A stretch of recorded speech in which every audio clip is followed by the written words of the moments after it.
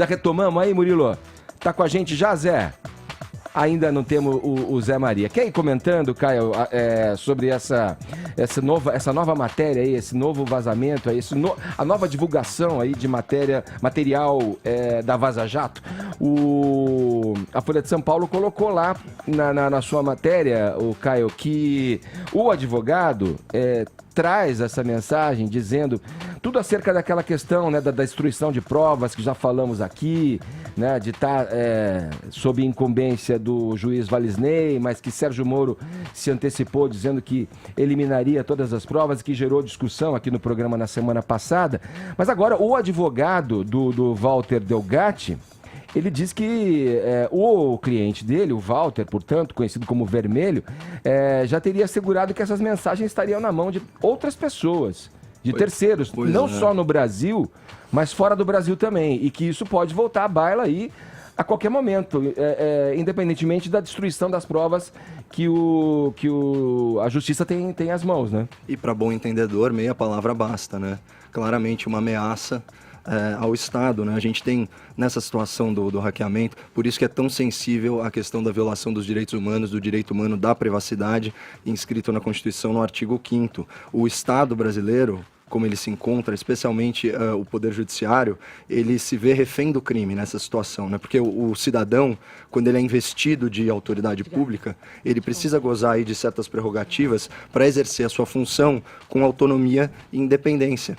E você fica imaginando o seguinte, esse cara, supostamente, ele hackeou mensagens de procuradores, de juízes, de desembargadores. Os mesmos que serão, em última análise, responsáveis pelo seu julgamento.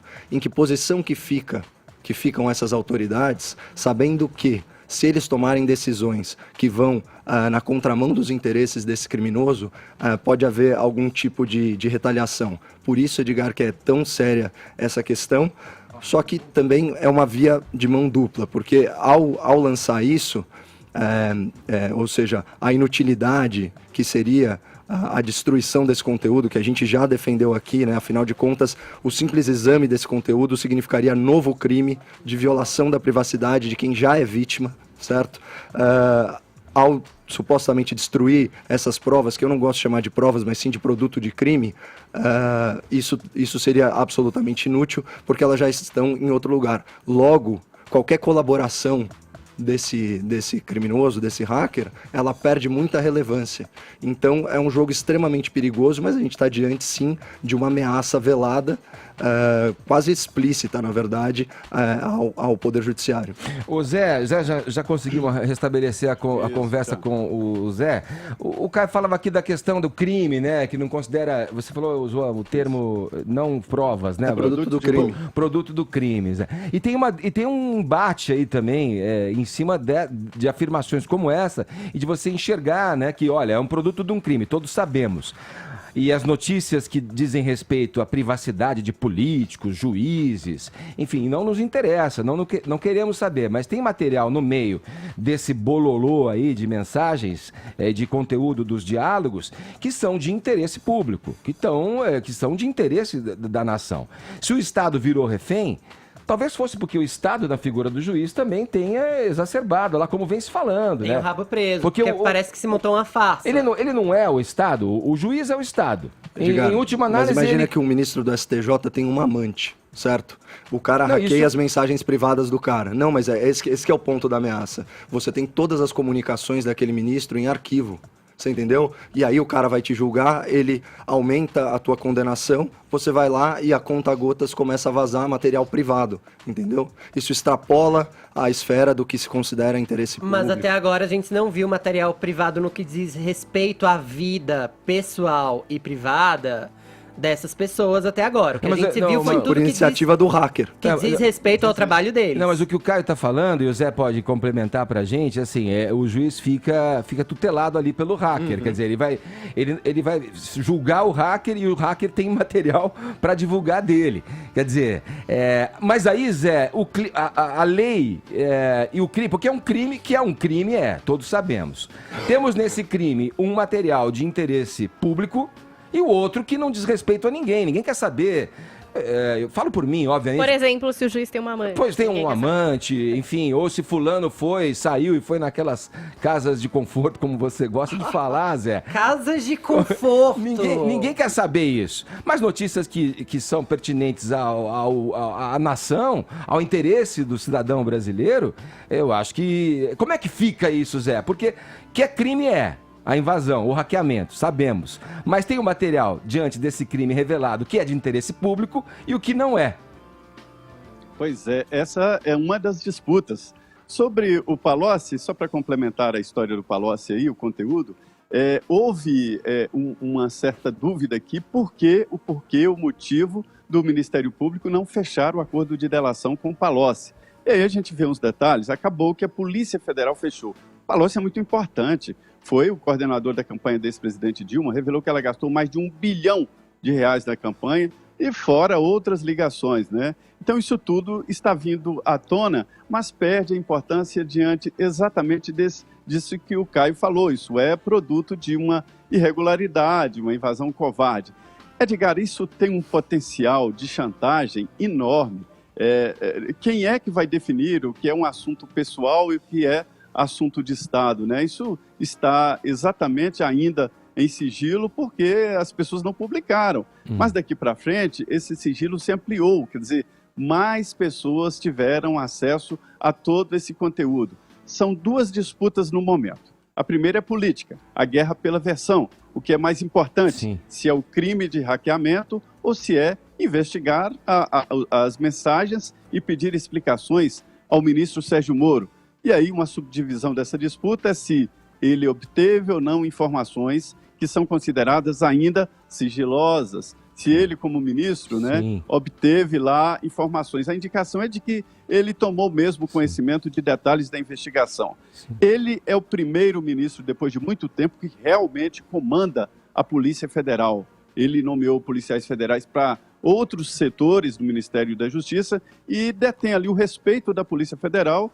Daí esta relação nova de um ministro da Justiça que, mais do que chefia hierarquicamente, burocraticamente, ele tem comando na Polícia Federal. E outra disputa é essa área jurídica e o que fazer com este conteúdo.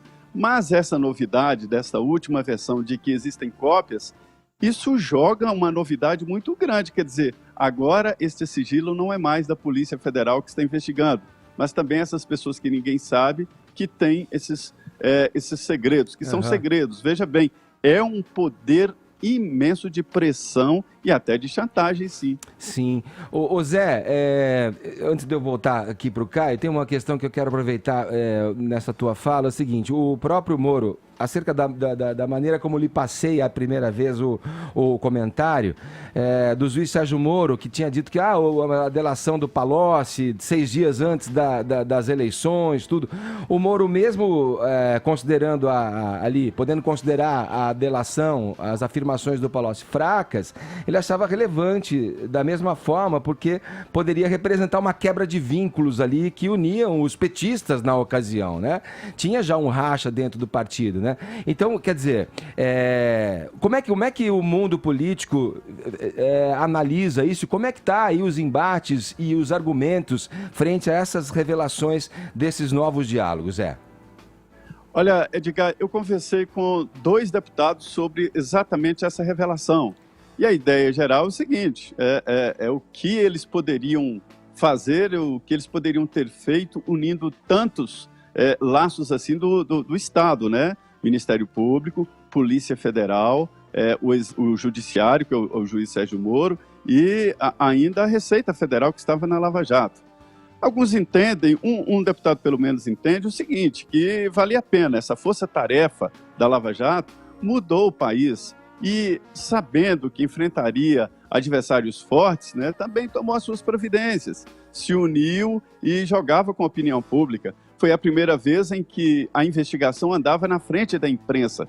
Quando os integrantes do Ministério Público, Receita Federal e Polícia Federal se uniam naquela mesa para dar entrevista, traziam detalhes e novidades. E sempre era ao contrário, a imprensa é que jogava novidades e a polícia corria atrás. Então é diferente, a força-tarefa conversava, sim, entre eles e definiam prioridades. E esse diálogo está dentro deste conceito de ganhar a opinião pública. Sem a opinião pública, a Lava Jato não teria ido em frente. Eu queria destacar aqui uma ressalva que a Folha de São Paulo está fazendo quando publica as matérias em que é cúmplice do site panfletário da Intercept. A Folha diz o seguinte: a Folha não comete ato ilícito para obter informações, nem pede que ato ilícito seja cometido nesse sentido. Aí aqui queria chamar a atenção do ouvinte. Pode, no entanto, publicar informações que foram fruto de ato ilícito se houver interesse público no material apurado. E por isso que eu queria trazer isso aqui à baila, porque a gente falou muito em interesse público e a gente tem aqui um daqueles dilemas em que o que é lícito não é necessariamente moral. Mas o fato é que as cheerleaders do Glenn Greenwald na imprensa, como as redações da Veja, da Folha de São Paulo, elas se respaldam no tal interesse público para justificar a violação dos direitos humanos das vítimas da Vaza Jato. Só que esse mesmo jornalismo militante, né, ele não reconhece o interesse público nas informações quando elas expõem os seus ídolos, especialmente o ex-presidente Lula. Então, vamos desenhar aqui para quem não entendeu. De um lado, você tem mensagens obtidas por prática criminosa, por delinquentes profissionais e vazadas a conta-gotas como ato político contra as boas práticas do jornalismo. Isso é a Vaza Jato. Mas, supostamente, há interesse público, né, em violar a privacidade do outro na lógica maquiavélica de que os fins justificam os meios e dane-se a Constituição. Do outro lado, você tem uma delação premiada do Palocci, braço direito do Lula, né, nos governos petistas e arquiteto da cleptocracia, então Mensalão, Petrolão, etc., denunciando esquemas de centenas de bilhões de reais de desvio de verba pública. Isso é a Lava Jato combatendo a corrupção. Mas olha só que curioso, nesse caso do Palocci, a esquerda militante ela não reconhece o interesse público de que essas informações sejam divulgadas. Só que detalhe, no caso da delação, nenhum direito foi violado por obtenção desse depoimento. Pelo contrário, o depoimento ele decorre de lei, né, e consta dos autos de um processo público. Será que não existe interesse público na delação do Palocci? Até porque a lei, ela protege o réu, nesse caso, o Lula, que se vê denunciado pelo delator. A gente sempre fala, nenhuma sentença condenatória será proferida com fundamento apenas nas declarações de agente colaborador. O parágrafo 16 do artigo 4 da Lei 2.850 das organizações criminosas, que fala do Instituto da Delação Premiada. A delação não pode ser a única fonte de prova para a condenação, mas é prova. E como que isso não é de interesse público? E por que então criticar uma eventual quebra de sigilo se a vítima da corrupção, em última análise, é todo o povo? Bom, eu quero que vaze tudo, eu quero que vaze o Palocci, eu acho que é interesse público. Se eu sou público, você que me ouve é público, você quer saber dessas histórias? Quem são as vítimas? O Moro, o Deltan, o Pozobon, os procuradores, a juíza, a Hart, a outra procuradora, quer dizer, para mim tem interesse público aí. E outra, o Caio, logo na primeira, 9 de junho foi o primeiro vazamento, em entrevista aqui para Jovem Pan, inclusive, se eu não estou enganado, o Glenn Greenwald, ele disse que ele não tem interesse nenhum, a gente não sabe o futuro, porque estamos analisando as coisas conforme elas vão sendo divulgadas, mas não há interesse nenhum e intenção nenhuma do site em lançar, em publicizar esse material íntimo, esse material privado. Aí que é uma questão de interpretação, né? Você prefere achar que o problema está na forma criminosa como o conteúdo foi adquirido. Aqui a crítica é até mais pontual, porque a matéria da Folha é toda fundada no que seria um absurdo que representaria aí a quebra de sigilo dessa delação e a divulgação dessa delação. Ora, se você está questionando na própria ressalva da Folha, né, se houver interesse público no material apurado, então é aquele 2 pesos e 2 medidas que a gente não pode admitir. Ora, se você vê interesse público até quando há violação de direito humano, imagina numa delação premiada que concerne a todos os brasileiros que foram vítimas de corrupção dos bilhões e bilhões desviados no governo do PT. Sim, mas então aí que tá, uma coisa não exclui a outra. Não, sim, eu estou só apontando a contradição na própria argumentação do jornal. Eu penso que uma coisa não exclui a outra. O que vale para os outros não vale para eles. Eu sou capaz de achar, claro, quem é que em sã consciência é capaz de achar que a Lava Jato é ruim? Claro que não. Quebrando um sistema, um mecanismo arraigado de corrupção no Brasil. A questão é o método, né? e você fala em fins e meios quando você faz a tua argumentação, mas exatamente o Ministério Público achou que os fins justificariam os meios, expostos agora como irregularidades de um juiz, na análise inclusive de juristas, colegas seus, colegas do próprio Sérgio Moro. A imprensa, só um comentário bem breve, a imprensa ela está se especializando em relatar fatos que não constituem crime como se fossem transgressões morais e da lei. Por exemplo, no caso daquela matéria encomendada para assassinato de reputação da deputada Tabata Amaral da Veja, né, que a gente debateu aqui, na qual ela é acusada de um não crime, que foi a contratação do namorado dela lá pelos 23 mil reais, que a gente já esmiuçou aqui para o ouvinte, que não tem nada de lícito, nem de moral, inclusive é coerente com as boas práticas de uma campanha. Sim. Não, a parte de qualquer linha editorial, de qualquer um dos veículos, né, a gente não pode esquecer que tem a figura do jornalista à frente. O que pensa... Eles estão envelopando coisas que são lícitas como se fossem ilícitas para fazer narrativas políticas. Isso, aqui a nuance de opiniões dentro da própria Jovem Pan também é perceptível, né? Cada um tem a sua maneira individual de pensar. Trindade, muito obrigado pelo teu papo com a gente nessa manhã aí. Alguma coisa a acrescentar, uma linhazinha pra gente fechar, Trindade? Sim, é só essa história da delação. Até hoje eu não entendi porque a Lava Jato não fechou a delação do Palocci, mas um dos integrantes me disse que a negociação emperrou porque era caro demais para a opinião pública fechar o acordo com ele, e, por outro lado, emperrou na devolução de dinheiro. O Viu Metal que pediu aí o fechamento do acordo. Valeu, Zé. Obrigado, bom dia. Obrigado, bom dia. Zé Maria falando com a gente diretamente de Brasília. Eu não sei, eu acho assim, a imprensa, tem que saudar a imprensa, qualquer uma que seja, com qualquer direcionamento, com qualquer viés, porque eu acho que a imprensa, ela é a nossa vigilância, a vigilância da sociedade. Você pode ter preferência para um tipo de jornal, um determinado jornal, uma determinada emissora, um determinado jornalista que fala e analisa conforme a sua percepção de mundo, conforme o seu viés até. Acho que isso tudo é saudável. A imprensa, na verdade, tem que ser exaltada, porque a gente está aqui fazendo parte dessa imprensa, comentando todos os dias o que vem acontecendo com o Brasil. E isso é rico. Isso não pode ser minado, isso não pode ser, na minha opinião, criticado, porque é um trabalho imprescindível. Não é à toa que a imprensa é considerada aí o quarto poder, né? No sentido de olhar pela sociedade, vigilar pela sociedade.